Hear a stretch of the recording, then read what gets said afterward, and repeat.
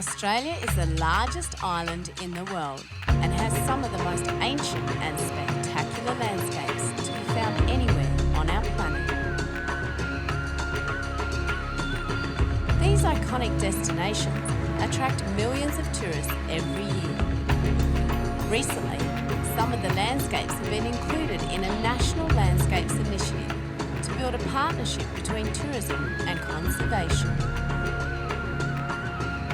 On this episode, I'll explore two of Australia's national landscapes, Australia's Green Cauldron and the Flinders Ranges.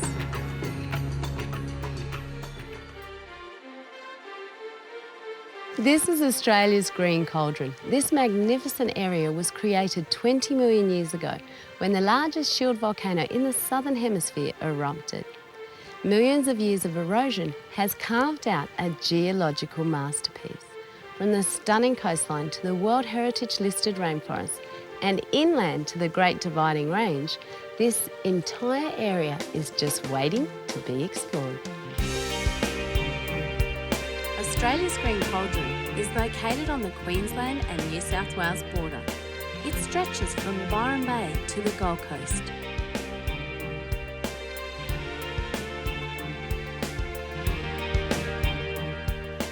The footprint of the volcano encompasses 7 different regions. To access this incredible landscape, you fly into the Gold Coast Airport and within 20 minutes can be immersed in the essence of the area.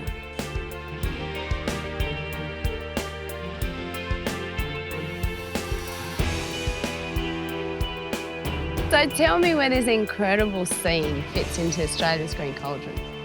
Okay, well, we call it the birthplace, I think. If you can imagine 24 million years ago, Focal Peak, the first of the volcanic eruptions, occurred. And Mount Barney was a small sill or a large sill of rock that formed and was pushed up. The next volcanic event was the Springbrook area. And then the final one, 23 million years ago, was Mount Warning.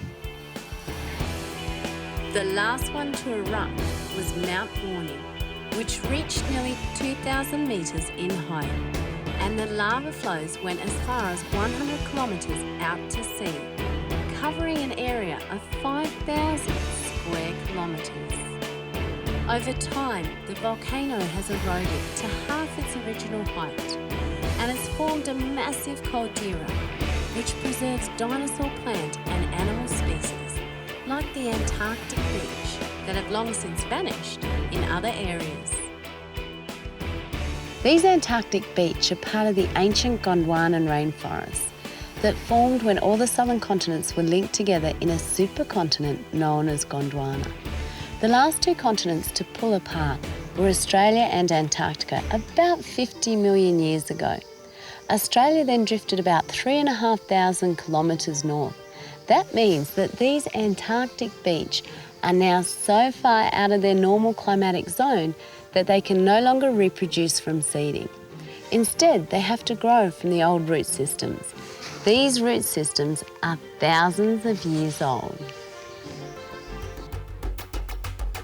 The massive height of the volcano also creates a microclimate, as clouds are channeled through the valley. They drop rain, watering dense rainforest-clad slopes and the crops that now dominate the surrounding plains.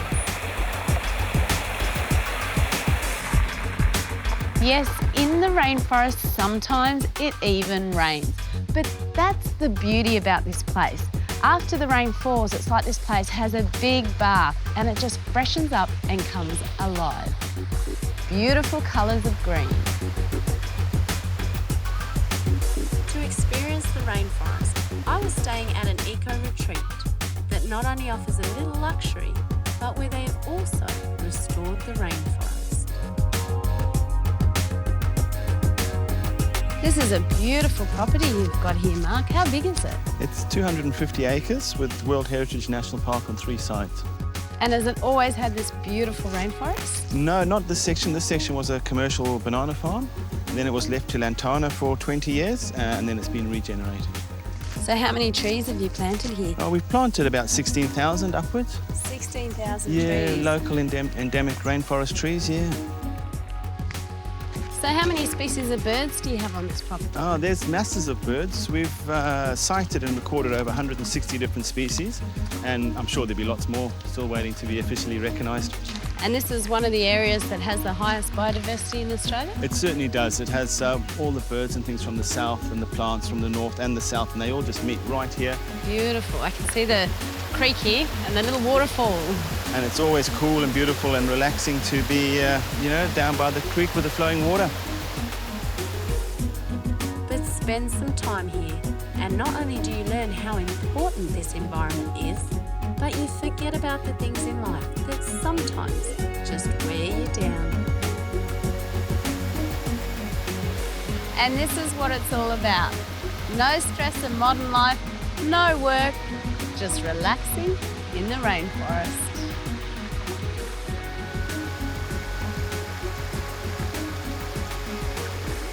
But there was more to learn about how this amazing environment was formed. Australia's Green Cauldron includes 6 World Heritage listed areas. I'm at the Border Ranges National Park, which protects 30,000 hectares of stunning rainforest. This is crucial wildlife habitat for many species like frogs, birds, snakes and marsupials. And it also includes our ancient Gondwanan rainforest. But without complete ecosystems like this, life on our planet would just not be the same. These Gondwanan forests are some of the most biodiverse areas in Australia, home to many rare and endangered species, like the spotted quoll. With wildlife habitat shrinking, these animals depend on these national parks for survival. And some of the Green Cauldron species are found nowhere else in the world, like the amazing Abseil lyrebird.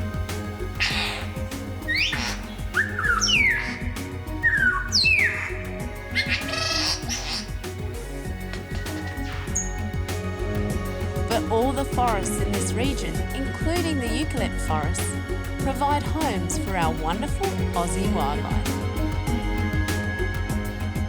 The establishment of national parks and World Heritage listing is often a battle fought by conservationists. Although often ridiculed at the time, it is their dedication that helps preserve places like Lamington National Park, Border Ranges,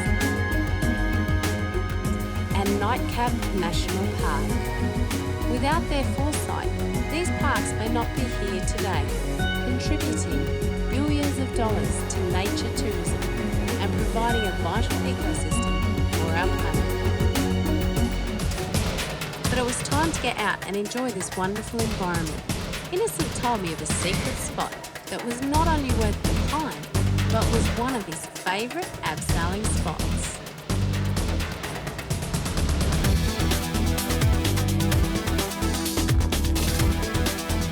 Wow, that's sensational. Have a look at that. She's an amazing mountain, isn't she? It's a beautiful mountain. It really has a lot of character to it. You can see the face and the hands and the belly. That's incredible. It is. We're on Mount Gillies and we're about to go off the side of Mount Gillies. So what you're going to do is we're going to be abseiling on this rope and I'll be keeping you safe on this rope. So we've got to get you attached onto the rope. Okay. So what we do is we take a big bite in the rope, okay? We poke it up through, and imagine this is a snowman. Yep. Poke him in the belly, and then we're going to strangle him. Okay. So, and now what we do is the unclip and flip maneuver. So we unclip it, yep, and flip it around. Remember always to do the carabiner up, give it a squeeze check. That's all good. Yep. Okay. Snug. So we now have you ready. Now abseiling's a bit bizarre because you're actually walking backwards off a cliff. It's totally counterintuitive. However, we can do it. Here we go. Oh, there's a cliff. Here's the steep part.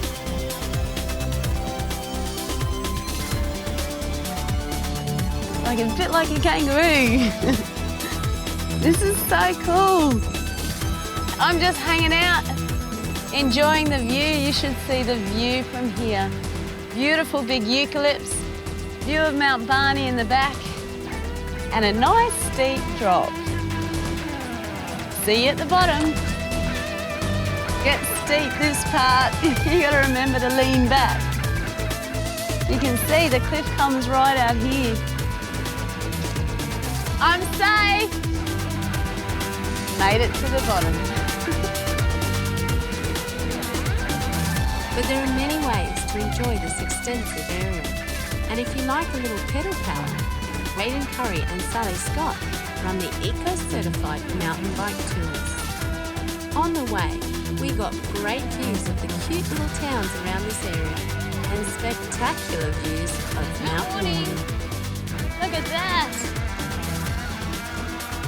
And this is when it's the best fun, when you're out in the beautiful countryside. Woohoo! Hi Sally, you beat us! And this is the best part of the day. Freshening off in the beautiful streams. After all that hot bike riding. So where to now? Straight to Zealand.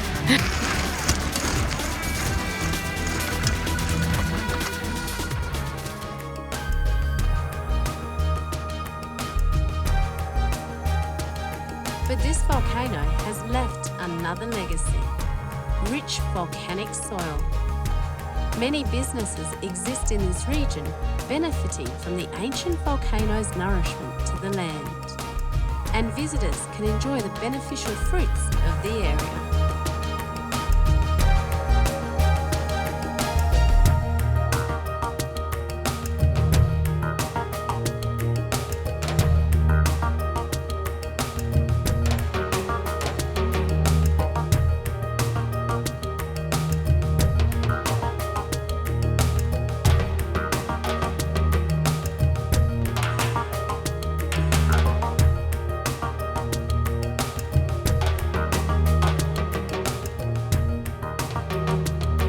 Before we go, we cannot ignore the amazing coastline that volcanic activity has helped shape. The beautiful beaches, cliff lines, and even volcanic rocky outcrops that jut out of the sea. Julian Rocks and Cook Island offer world-class diving and a home, or at least a resting place, to many species of marine life. Here you can explore a magic underwater world which has formed its own ecosystem, all thanks to the lava flows from the volcano. I have dived in many oceans, but some of the encounters you can have here are unforgettable.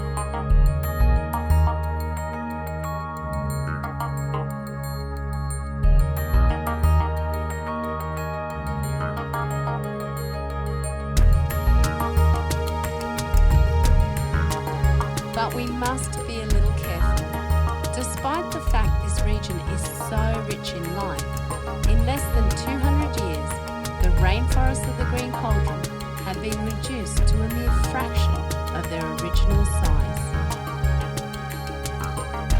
These dense and rich forests take millions of years to evolve, and there is layer upon layer of evolution.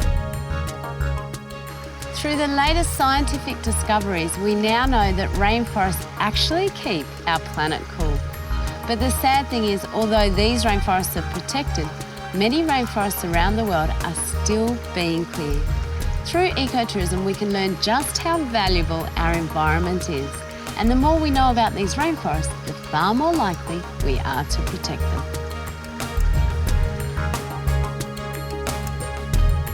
We've had a great time travelling around Australia's Green Cauldron, but I didn't realise just how big it was, but it's been heaps of fun. From checking out the rainforest to trying the local produce, meeting the local characters and being pampered in eco-luxury. No matter what your tastes are, from camping to pampering, there's a little bit of something for absolutely everybody.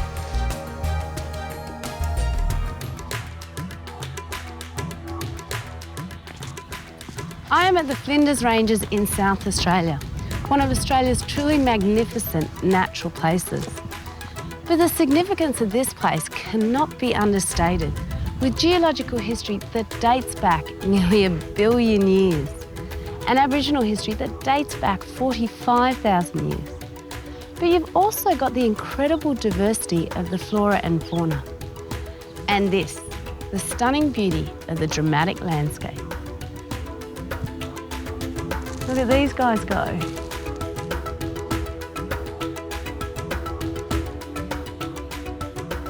The Flinders Ranges is located about 200 kilometres northwest of South Australia's capital city, Adelaide. To experience this place, I joined one of the traditional landowners, Hayden Bromley, who runs Bookabee Tours. Once you get to the ranges, you start to get a feel for the unique topography of South Australia's largest mountains. But this vast and arid land changes landscapes like night and day.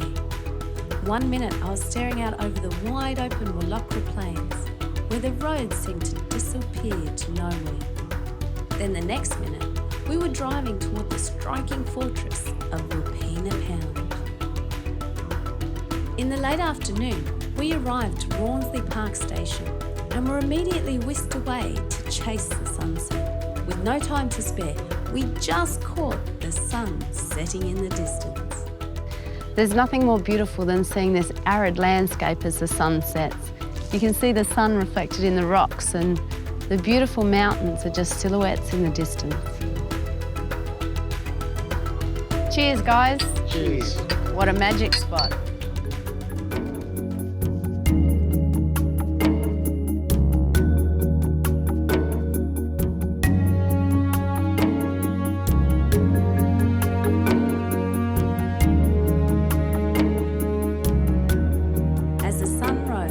Another day dawned, and the Aboriginal spirits seemed to be with us as a glorious day unfolded. This is my home. Yeah. It's wonderful. And like this area here is just striking because it's got all this spinifex grass, but we go over the next rise and we might be in a native, northern cypress pine forest, or we could be in gum trees, or all sorts of areas. So one of the things I love about the Flinders Ranges is it's so diverse. So, does your family history lie here as well? My family history comes from here, that's right. My grandfather was one of the last 6 men to be initiated in our family group. So what's this area of the Flinders Ranges called? This particular area here is the Flinders Ranges National Park, and it's the central Flinders Ranges. And then you go north, you've got the Gammon Ranges National Park, which is Bulkathunna.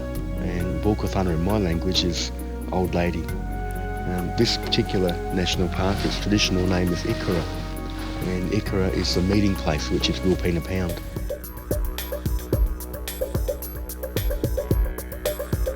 For thousands of years, the Aboriginal people used Wilpena Pound as a meeting place, and they would come here from far and wide. There really is something special about this sacred place, and it's not hard to understand the connection the Aboriginal people have with what they call their country. But to really appreciate all the art and all the history that's here through the Flinders Ranges, you've really got to get out and enjoy it. So Hayden, where are we off to? We're off to Arkaroo Rock, and Arkaroo Rock is a rock painting site here in the Flinders Ranges on the outside wall of Wilpena Pound, which we call Ikura. And one of the lovely things about Arkaroo Rock is it's been dated at around 30,000 years old, and this little caption up here just typifies the Adnyamathan spirit. We are the oldest living culture on earth.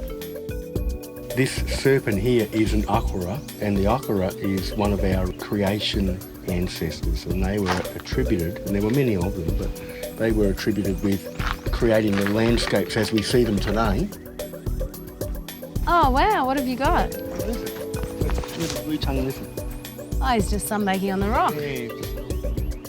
We found a shingleback blue-tongued lizard. He was just sunbaking on the rock right here, and Hayden just picked him right on up. Wasn't scared at all. This is ancient history. This cliff right here is over 500 million years of evolution. Oh, top of the world. One of the interesting things about this is that in the story, they've depicted the journey through that caterpillar track. See the caterpillar track that runs along? Yeah, I can see it there. Well, that caterpillar track, one of them leads to the bottom of the female akara, one of them leads to the male akara. Wow. That just depicts the journey that they went on to come down here from up north. See all those red lines along the bottom there? Yeah. Those red lines symbolise each one of the initiates that went through the initiation in this particular So that's how many ceremony. people have gone through to help keep these paintings alive? No. That one could be just one initiation. Wow. All right, so in that one initiation, there might have been 20 people that were initiated. It's hard to describe the extent of the Flinders Ranges. Every time we entered a new area, I was blown away. The geological forces that have taken place here must have been catastrophic. And there are many stunning examples of how this land has since been sculpted by time. Bratchner Gorge was nothing short of breathtaking. It's great from up here. Absolutely. The gorge is about 8 kilometres in length from east to west. So would the water have run straight through here? Yeah. This gorge basically acts like a big drain plug. So when you get heavy rain, it'll run down to the gorge and then just torrent through to the other side. At one point, geologists have measured the strata and arrangement for the strata and worked out that some of the peaks were like 5 kilometres high. Before they eroded down? Before they eroded down. So it gives you an idea that this was a much larger place back in the early days. And is that why you get really good wildlife through this area? Absolutely. This area offers protection, it offers water for a good part of the year and plenty of food. The National Park within the Flinders Ranges has an area of 95,000 hectares.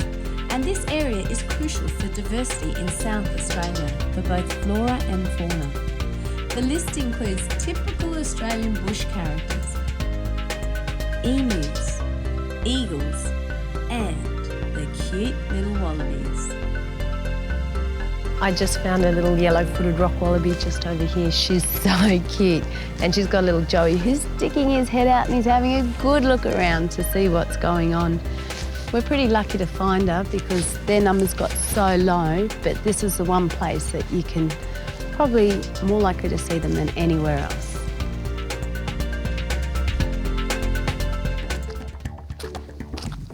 You just have to wonder sometimes how many millions of years it's taken for formations like that to form.